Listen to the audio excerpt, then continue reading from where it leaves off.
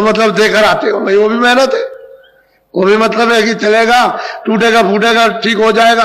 तो हर जगह अपनी अपनी जगह मेहनत है, तो सबकी मेहनत दे दो तो जल्दी निकल जाओ, जल्दी काम हो जाए। और मेहनत नहीं दोगे तो फिर यही तही फंस जाओगे, तो बड़ा मुश्किल। इसी तरह से वो विधान बना हुआ कर्मों का, पाप का, पुण्य का। तुम उसका कर्जा चुका दो। हम तो चाहते हैं सबका कर्जा चुक जाए। जितने लोग चारों तरफ से आए, किसको किसने किसको दिया है, ये बेचारे जो है क्या मतलब है कि 2-4 टीमें काम कर सकती है जो सफाई करते हैं उनके लिए। तुम खुद झाड़ू लो अपने हाथ में इनके साथ, और झाड़ू लेकर के सुबह 2 बजे उठ करके सेवा करो, देखो कितना कर्जा तुम अदा किए देते हो। जिसका लिए तुमको क्या मालूम कि कर्जा कैसे चुकाया जाएगा। पानी पिलाओ, इनको बना करके खाना खिलाओ, अपने में से कुछ बना के खिला दो कि तुम भी खा लो आकर के, तो प्यार से, प्यार के साथ मोहब्बत के कर्जा चुक जाएगा। जो लाखों लाखों लिया या करोड़ों लिया है या करोड़ों किसी को दिया, तो लेना देना कर्म कर्जा बच्चा चुकेगा में ब्याज के, तो जीवात्मा छुट जाएगी, तो वापस पहुंच जाएगी। नहीं, कर्म कर्जा देना ही है। इस लोक का नियम बना हुआ कि बिना कर्म कर्जे के आप अदा किए हुए यहां से जा नहीं सकते हो। फिर महात्मा ज्ञान रूपी अग्नि जला देते हैं, उसमें फेंकवा देते हैं अग्नि को, योग रूपी अग्नि को, तो उसमें जल के खाक। उसका साफ सामान तैयार कर लो, फेंकने में क्या देर लगेगी, 60 से साफ हो जाएगा। तो दिमाग ज्ञान चक्षु तीसरा नेत्र है, यानी मनुष्य रूपी मंदिर में खोल जाएगा। यहीं से बैठ के स्वर्ग देखो, इसी जगह से। अरे तुमको क्या पता है स्वर्ग का? अभी किसी से पूछा जाए, तुम बहुत पढ़े लिखे हो, स्वर्ग में क्या क्या है और कौन कौन रहता है, तुम बता दोगे? जब तक देखोगे नहीं वहां, तब तक क्या बता सकते हो? वो मुसलमान कहते हैं कि वो 14 तबक है, 14 भवन है, ना वो बता सकते हैं ना आप बता सकते हो, किताबों को देखते रहते हो। अरे महात्माओं ने देखा तब लिखा, आपने तो कुछ किया नहीं, ना कुछ देखा, तो आप क्या बताओगे कि क्या चीज कहां पर है? तो देखो स्वर्ग में कितनी बड़ी बड़ी नदियां, कोई स्वर्ग इतना है, ये छोटा सा, ये जितना आपका मृतलोक है, इससे जितना पूरा विश्व जो, इससे मतलब कितने करोड़ों हिस्सा ज्यादा, यानी कितना ज्यादा तो स्वर्गलोक है। उसमें कितनी बड़ी बड़ी नदियां, ये तुम्हारी सब नदी ऐसे सारे संसार की ऐसे चला दी जाए एक नदी बनाकर, तो वहां इतनी सी मालूम होगी, ऐसी बड़ी बड़ी नदियां बह रही। अरे तुम उधर चलो उस रचना की तरफ, उस मतलब ये है कि देवलोक की तरफ में, कि यही से रास्ता जाता है सीधा। जब तुम्हारा ये साफ हो जाएगा तो बच्चा यही से सीधा, अरे भाई जहां दूरबीन जब लगती है तो दूर की चीज पास और पास की चीज दूर, यही से दिखाई देती है। तो तुम्हारे पास तो दूरबीन है ही, आंख की सफाई होने की जरूरत है कि वो मैल चला जाए, गंदगी चली जाए, तो दिव्य नेत्र ज्ञान चक्षु खुल जाए। तो यही से बैठ के महात्माओं ने तो यही तो है, वो कहते हैं कि मुंह देव नैन, मैंने अपनी आंखों को बंद किया, बंद कर लिया। वो स्वामी जी कहते हैं दोनों आंखें बंद कर दी, ये मेरी अंदर की आंख खुल गई, तीसरी आंख, तीसरा नेत्र, दिव्य नेत्र खुल गया। वो कहते हैं मोह विलोक, राम मुस्काए। मैंने उनको देखा, वो बैठे कितने बड़े हैं, तो कोई इतने थे, ये सारा संसार के सामने करोड़ों हिस्सा ज्यादा कर दिया जाए, यानी बड़ा कर दिया जाए, उससे भी बड़ी। कोई ऐसे बैठे इस तरह से, कहते हैं मैंने उनको देखा, वो बैठे मोह विलोक राम, कहते हैं वो बैठे, मैंने उनको देखा और मुझे देख करके हंस पड़े, मैं भी हंस पड़ा। वो कहते हैं मैं भी आता हूं, भी हंसे, वो भी खुश हो गए, मैं भी खुश। तो उन्होंने रास्ता दे दिया, कह लगे चले जाओ उधर, उधर जाओ, तुम उधर जाओ। तो कहते हैं उधर मार्ग, कहते उधर गया तो खड़ा हो गया बीच में, तो उधर देखता हूं, अंडा जराया। कहते तमाम स्वर्ग वैकुंठ की रचना को उन्होंने देखा, निगाह मारी उन्होंने नीचे की तरफ, तो मृतलोक क्या है उसको भी उन्होंने देखा। फिर निगाह मारी कि नरक क्या चीज है, उसको भी देखा। नहीं, उधर बहु ब्रह्मांड दिखाया, कहते बड़े बड़े ब्रह्मांड, बड़े बड़े लोग, मैंने दिव्य ज्ञान चक्षु से देखे। यही बैठ करके दोनों आंखें बंद की और यही बैठ करके मैंने उनको देखा। तो सफाई तो करो कम से कम, गंदगी कूड़ा कचरा भरे रहोगे तो कैसे हो? जब आंख खराब हो जाएगी तो कितने यत्न करते हो कि आंख किसी तरह से रोशनी दे जाए, तो तुम कितना यत्न करो। अरे भाई, जहां पर ये कूड़ा कचरा जमा है वो बिना महापुरुष के कोई जानता ही नहीं, किसी को मालूम ही नहीं है, और बगैर उनके कोई साफ कर नहीं सकता, चाहे जितना उपाय करो आप। तो उनको मालूम है इसकी युक्ति के कूड़ा कचरा किस तरह से ये साफ होगा। तो जब वो रास्ता बता देंगे, दरवाजा बता देंगे, तो टालो, थोड़ी सी मेहनत निमित्त मत करो, बाकी तो वही करेंगे, बगैर उनकी मेहनत के काम नहीं होगा। तो थोड़ा निमित्त मत करो कि चलो हम भी करेंगे, तो दोनों की मेहनत जुट जाए, तो सुलभ हो जाएगा, सहज हो जाएगा, आसान हो जाएगा। तो चीज आपके पास सब कुछ है, और आपको सब बताऊंगा, घबराने की जरूरत नहीं। मैं तो सबको देने के लिए आया हूं कि सबको मिल जाए, सबका फायदा हो जाए, सबका लाभ हो जाए। हमको काले पीले नीले और सफेद से ऊंचे नीचे से क्या मतलब, मनुष्य होना चाहिए, उसमें जीवात्मा है ही। जब मनुष्य है, चलता फिरता बोलता देखता, तो जीवात्मा, तो उस जीवात्मा का बेचारी का लाभ हो जाए, ये तो चाहता नहीं। इसलिए आप लोग बड़े सौभाग्यशाली हो कि आपकी बार ये अवसर आपको 10 दिन का मिला। ऐसा अवसर आपको 10 दिन का कभी मिलता नहीं, ये बहुत दिनों के बाद पड़ा। और आज से 25 से फरवरी से और 6 मार्च तक जो इतना योग है, वो इतना 100 वर्षों में भी नहीं पड़ा। ऐसा ये सुयोग है, शुभ घड़ी है, क्योंकि आध्यात्मिक शुभ घड़ी है। वो मतलब भौतिक आपके पत्रावाली नहीं, पत्रावाली तो बराबर चलती रहेगी, वो तो बराबर गिरोह का अपना काम चलता रहेगा उसके को लिए। लेकिन ये आध्यात्मिक, ये जो जीवों के लाभ के लिए 100 वर्षों में भी ऐसा नहीं आया।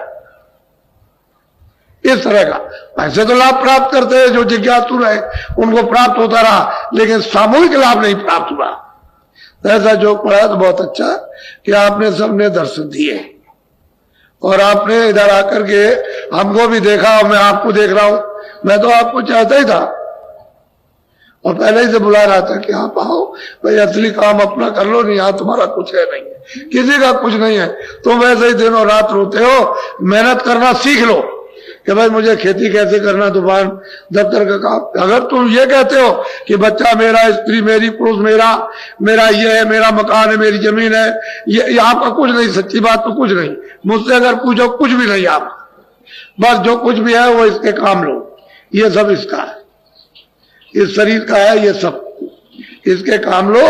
खाना, कपड़ा, दवा, दारू, ये सब इसको दो, इसकी मलहम पट्टी ठीक करो, और समय पूरा होते ही ये खाली क्या कर लो, चलो जल्दी निकलो यहाँ से, हटो, अब देर से ही, एक क्षण भी नहीं लगेगा। फौरन आकर के तुम्हारी आंख बंद करेगा, कान बंद करेगा, तुम्हारे मुंह बंद कर देगा, बुद्धि बिल्कुल पागल कर देगा, और कहेगा निकलो जल्दी से, बस जबरदस्ती खींच काट के निकाल बाहर कर देगा। ये सब पड़ा रहेगा। अब ये बताओ, आपका कुछ है? इतना देर से चिल्ला रहे हो मेरा मेरा मेरा, कोई कहता मेरा राज है, कोई कहता मेरा ये, कोई कहता आपका कुछ नहीं है। ये तो परदेश है, दूसरे देश में आपकी चीजें कैसे हो सकती है? हाँ, दूसरे देश में जाओ, उसकी चीजों को इस्तेमाल कर लो, छोड़ के चले आओ, उसको पकड़ के नहीं लाना, वही काम में ले लो इसके लिए और छोड़ दो। रिश्तेदार जाते हैं रिश्तेदारी में तो सब चीजें वहां की बरत लेते हैं इसके लिए, और छोड़ के चल देते हैं, अपने चले आते। ऐसा यहां भी रखो कि ये सब चीजों को बत लो, छोड़ दो, क्योंकि ये तो आपका कुछ है, यही आपका नहीं है।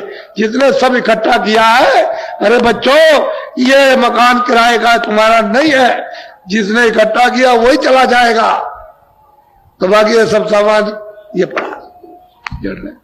इसलिए इसका बोध करो, बिल्कुल एकदम बुद्धि से विवेक करो कि हाँ सत्य है कि नहीं। बुद्धि का भी एक सत्य होता है, उसको आप अच्छी तरह से धारण कर लो कि ये सत्य है, ये इधर उधर होने वाला कुछ भी नहीं। आप उसी में से धीरे से निकल आओ, जल्दबाजी करने की जरूरत नहीं, सने सने धीरे से निकल आओ, निकल के तकलीफ नहीं होगी, उंगली टेढ़ी मेढ़ी नहीं होगी, कोई खरोच नहीं पड़ेगी, धीरे से निकल जाओगे और निकल के एक तरफ हो जाओ। ऐसे ही लोगों ने, यानी मतलब यह है कि रहकर और अपना जीवन बिल्कुल अपने काम में ले लिया और पार हो गए, इसी मृतलोक में, इसी गृहस्थ में रह करके पार चले गए। तो अभी मैं आपको थोड़ा भजन पर बैठाऊंगा, कम से कम आधा घंटा भजन। आप सबके सब एक कपड़ा रखा करो, रुमाल रखा करो, या कोई गमछा रखा करो। देवियां हैं, जरा सा धोती थोड़ा सा आगे सिर पर कर लेगी, ताकि मतलब है एक पर्दा रहे मालिक की याद करने का, भजन करने का, ताकि उसकी इज्जत के साथ यानी याद की जाए।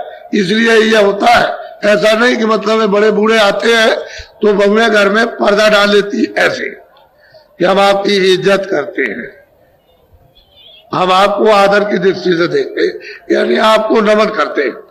इसी तरह से मालिक को याद करने के लिए थोड़ा सा इज्जत के लिए पर्दा चाहिए, उसका थोड़ा सा पर्दा डाल लो।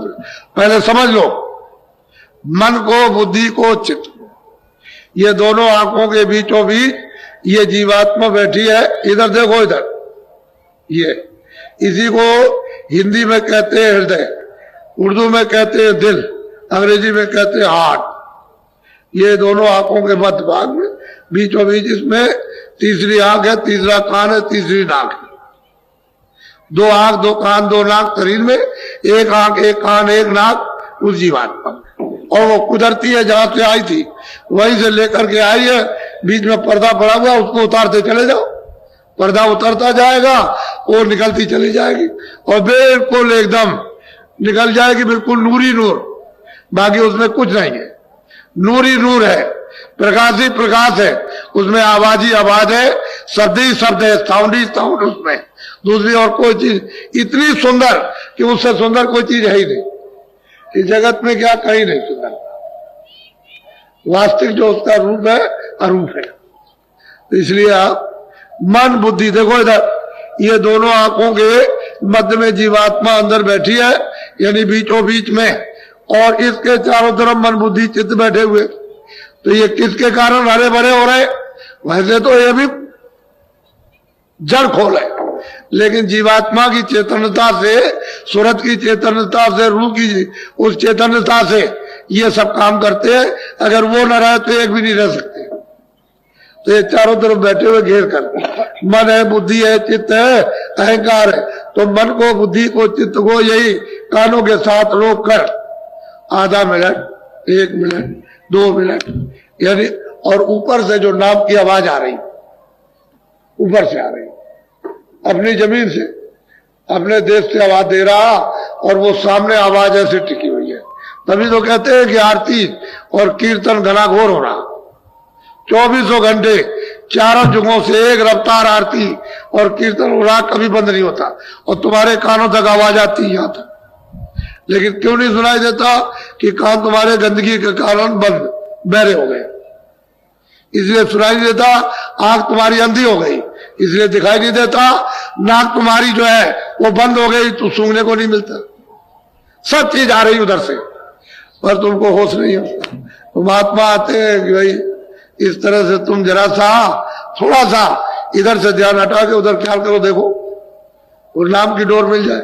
उसी को पकड़ के आए थे, उसी को पकड़ के वापस जाना, दूसरा और कोई रास्ता है नहीं। ऊपर खुले हुए मैदान, खुली हुई रचना, उधर खुले हुए लोग हैं, उधर अंधेरा नहीं है, उधर ना सूरज निकलता, ना डूबता, ना दिन होता, ना रात होता, उधर ये कोई झगड़ा नहीं, ना कोई पाप होता, ना पुण्य होता, ना कोई दफ्तर है, ना कोई खाना, ना कोई पीना, ना कोई मार, ना कोई काट, ना धोखा, ना बेईमानी, ना कोई मल है, ना कोई मूत्र है, कुछ नहीं है, ना कोई आना ना आना। अरे उधर तो खुली सृष्टि देव, सुंदर, खूबसूरत, ऐसी है कि दिनों रात अगर उसका वर्णन करते रहो तो क्या, कुछ नहीं। इसलिए मैं आपको बैठा हुआ भजन, देखो भजन करने के तरीके ऐसे भी बैठ सकते हो, ऐसे भी बैठ सकते हो, इसमें तकिया रख लो, जमीन में बैठ जाओ, चारपाई चौकी हो, उस पर हाथ रख लो, हर तरह से कर सकते हो, उसमें कोई दिक्कत वाली बात नहीं है। कि शारीरिक तो कोई कष्ट है ही नहीं, बस मन, बुद्धि, चित्त की बस घेराघारी करनी कि बाहर थोड़ी देर के लिए नहीं जाने देना, कोई काम में, काज में, लड़ाई में, झगड़े में, मार में, पीठ में, इस पर कुछ नहीं। अच्छा बैठ जाओ, आप भजन में बैठ जाओ, आंख और कान बंद करो, सुनो तो ऊपर की तरफ ध्यान से, बैठ जाओ भजन पर, आंख और कान बंद करो। गुरुदेव जय गुरुदेव, जय गुरुदेव नाम किसका। जय गुरुदेव नाम किसका, जय गुरुदेव नाम किसका।